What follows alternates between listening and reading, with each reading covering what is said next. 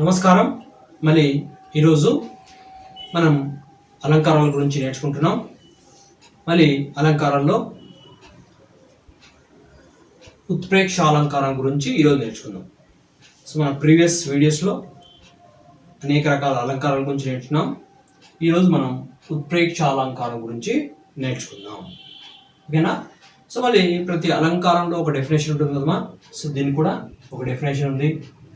So దానికి ఉపమేయమును ఉపమానంగా ఊహిస్తే దాన్నే ఉత్ప్రేక్ష అలంకారం అని అంటారు.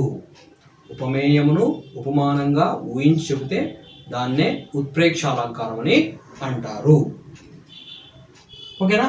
సరే, మరి ఉత్ప్రేక్ష అలంకారం ఎలా గుర్తుపట్టాలి అనేది మనం అనుకుంటే దాంట్లో అన్నట్లు వస్తుంది. అంటే ఎగ్జాంపుల్ తీసుకుంటే ఎగ్జాంపుల్లో మనకి అన్నట్లు అని కనపడింది అనుకోండి, ఖచ్చితంగా మనం ఉత్ప్రేక్ష అని ఏం చేయాలా, గుర్తుపట్టాలి.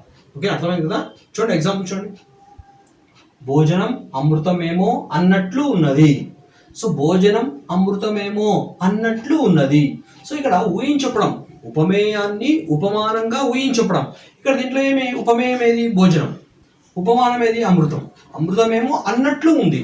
అంటే అన్నట్లు వచ్చిందనుకో పదము, ఖచ్చితంగా మీరు బ్లైండ్గా గుడ్డిగా ఏం చెప్పవచ్చు?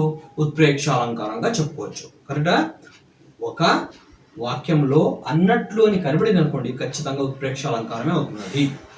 సో మళ్ళీ ఉపమేయంను ఉపమానంగా ఊహిస్తే దాన్ని ఉత్ప్రేక్ష అలంకారం అని అంటారు. చూడండి, ఇక్కడ భోజనం అమృతమేమో అన్నట్లు ఉన్నది. సో భోజనం ఏమి? ఉపమేయం. ఇక్కడ ఉపమేయం అంటే దేని గురించి అయితే చెబుతున్నామో దాన్ని ఉపమేయము అంటారు. పోలిక చెబితే ఉపమానము అంటాం. లాస్ట్ వీడియోలో చాలా నేర్చుకున్నాము దీని గురించి. సో కాబట్టి ఏ దాని గురించి అయితే మనం చెబుతున్నామో దాన్ని ఉపమేయము అని, దేనిని పోలికగా చెబుతున్నామో దాన్ని ఉపమానము అని అంటారు. మరి ఇక్కడ చూడండి, భోజనం అమృతమేమో అన్నట్లు ఉన్నది. ఇక్కడ ఉపమేయమును ఉపమానంగా ఊహించి చెప్పడం జరుగుతుంది. కాబట్టి దీన్నే ఉత్ప్రేక్ష అలంకారం అని అంటారు. నెంబర్ 2 ఎగ్జాంపుల్ చూడండి. ఆ మేడలు ఆకాశాన్ని తాకుతున్నాయా అన్నట్లు ఉన్నాయి. సో ఇక్కడ ఆ మేడలు అంటే పెద్ద పెద్ద మేడలు అంట, ఆకాశాన్ని తాకుతున్నాయా అన్నట్లు ఉన్నాయంట. అన్నట్లు ఉన్నాయి. చూడండి, ఇక్కడ అన్నట్లు వచ్చింది. సో ఎప్పుడైతే అన్నట్లు అనే పదం మనకి ఆ వాక్యంలో కనపడింది అనుకోండి, ఖచ్చితంగా ఉత్ప్రేక్ష అలంకారంగా మనం చెప్పవచ్చు. ఇక్కడ చూడమా, ఆ మేడలు. సో మేడల గురించి చెప్తున్నాడు. సో దేని గురించి అయితే చెప్తున్నారో దాన్ని ఏమంటారు? ఉపమేయము అంటారు కదా. ఆ మేడలు ఆకాశాన్ని తాకుతున్నాయా. సో ఇక్కడ ఆకాశము అనేది ఏమి? ఉపమానం. ఉపమేయాన్ని ఉపమానంగా ఊహించి చెబుతున్నారు. చూడండి, సో ఆ మేడలు ఆకాశాన్ని తాకుతున్నాయా అన్నట్లు ఉన్నవి. సో ఒకటి ఇక్కడ ఉపమేయమైనటువంటి మేడలను ఉపమానమైనటువంటి ఆకాశాన్ని తాకుతున్నాయా అన్నట్లు అంటే ఊహించి చెబుతున్నారు. కాబట్టి దీన్ని ఏమంటారంట? ఉత్ప్రేక్ష అలంకారం అని అంటారు. నెంబర్ 3 ఎగ్జాంపుల్ చూడండి. ఆ ఏనుగు నడిచే కొండ అన్నట్లు ఉంది. నడిచే కొండ అన్నట్లు ఉంది అంట. ఆ ఏనుగు ఉందంట. ఎట్లా ఉందంట? అది నడిచే కొండ అన్నట్లు ఉందంట. మరి దీంట్లో కూడా మనకి ఉపమేయం ఏది? ఏనుగు. ఏ దాని గురించి అయితే చెప్తా ఉందని ఉపమేయం అంటాం. ఏనుగు, నడిచే కొండ ఉపమానం. సో ఒకటి ఇక్కడ ఉపమేయమైనటువంటి ఏనుగును ఉపమానమైనటువంటి నడిచే కొండను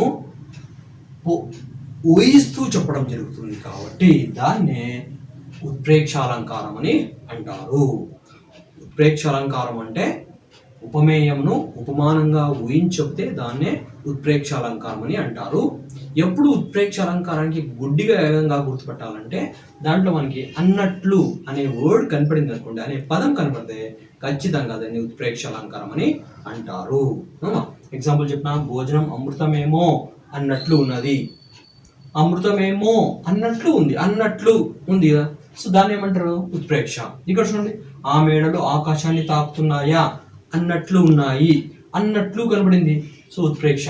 మళ్ళీ ఆ ఏనుగు నడికొండ అన్నట్లు ఉంది. నడిచే కొండ అన్నట్లు ఉంది. సో ఈ విధంగా అన్నట్లు అన్నట్లు అన్నట్లు వచ్చింది కాబట్టి దాన్నే ఉత్ప్రేక్ష అలంకారం అని అంటారు. కాబట్టి ఇక్కడ ఉపమేయాన్ని ఉపమానంగా ఊహించి చెబుతున్నాం కాబట్టి దీన్నే ఉత్ప్రేక్ష అలంకారం అని అంటారు కదా.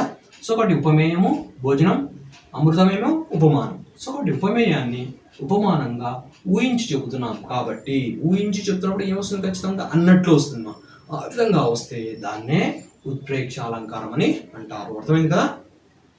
మీ టెస్ట్ వల్ల చూసుకోండి, నెంబర్ ఆఫ్ ఎగ్జాంపుల్ ఈజీగా అర్థమవుతుంది. ఓకేనా? మళ్ళీ నెక్స్ట్ వేరే అలంకారం గురించి నేర్చుకుందాం. అతిశయోక్తి అలంకారం గురించి నేర్చుకుంటున్నాం.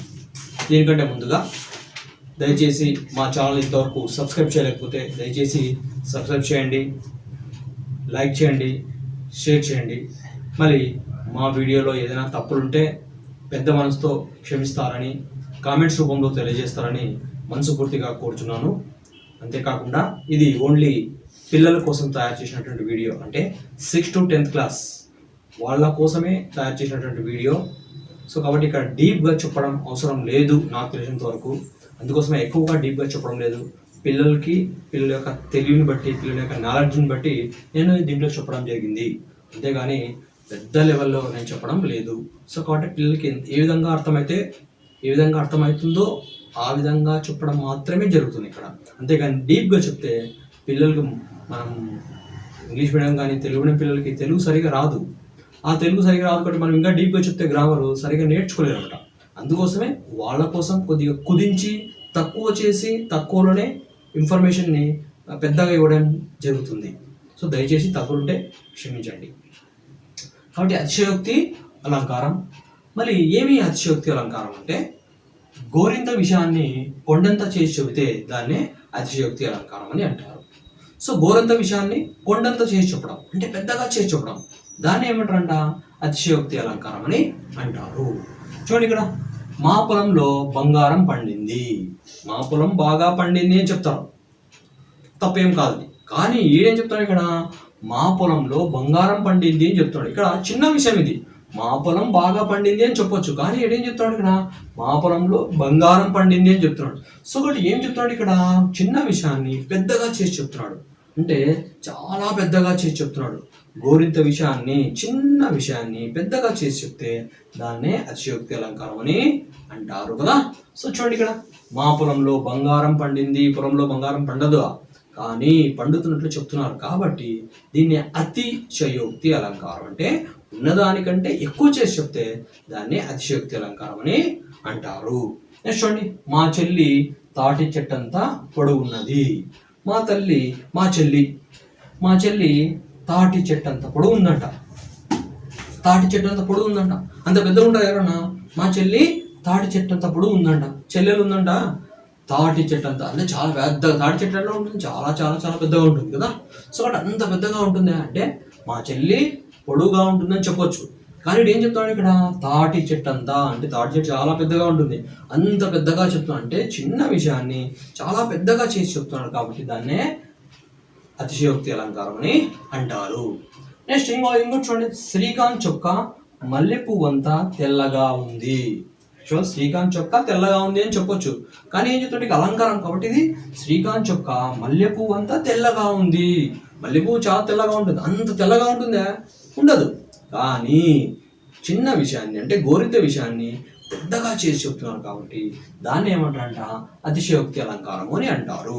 సో కాబట్టి అతిశయోక్తి అంటే చిన్న విషయాన్ని, అంటే గోరింత విషయాన్ని కొండంత చేసి చెప్తే దాన్నే అతిశయోక్తి అలంకారం అని అంటారు.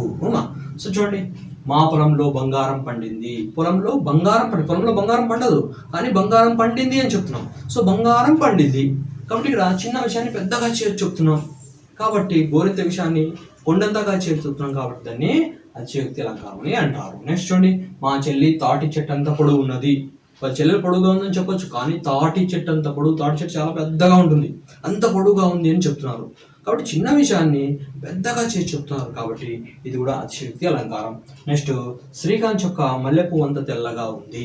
మరి శ్రీకాంత్ చొక్క తెల్లగా ఉంది అని చెప్తే లేదు, మల్లెపువ్వు అంత తెల్లగా ఉంది. మల్లెపువ్వు అంతా తెల్లగా ఉంది అంటే చెప్తున్నారు ఇక్కడ, మల్లెపువ్వు అంతా తెల్లగా ఉంది, మల్లెపువ్వు అంతా తెల్లగా ఉంది. సో కాబట్టి ఈ విధంగా వస్తే దాన్ని ఏమంటారంటే అతిశయోక్తి అలంకారం అని. ఇలా నెంబర్ ఆఫ్ ఎగ్జాంపుల్ చెప్పుకోవచ్చు, చాలా ఎగ్జాంపుల్ చెప్పుకోవచ్చు దీంట్లో.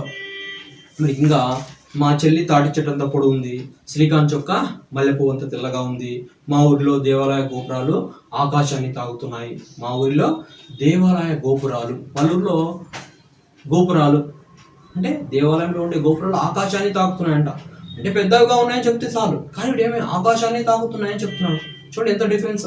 కాబట్టి ఇలాంటివన్నీ కూడా అంటే చిన్న విషయాన్ని పెద్దగా చేసి చెప్తున్నారు కాబట్టి దాన్ని ఏమంటారంట అతిశయోక్తి అలంకారం అని అంటారు. అర్థమైంది కదా.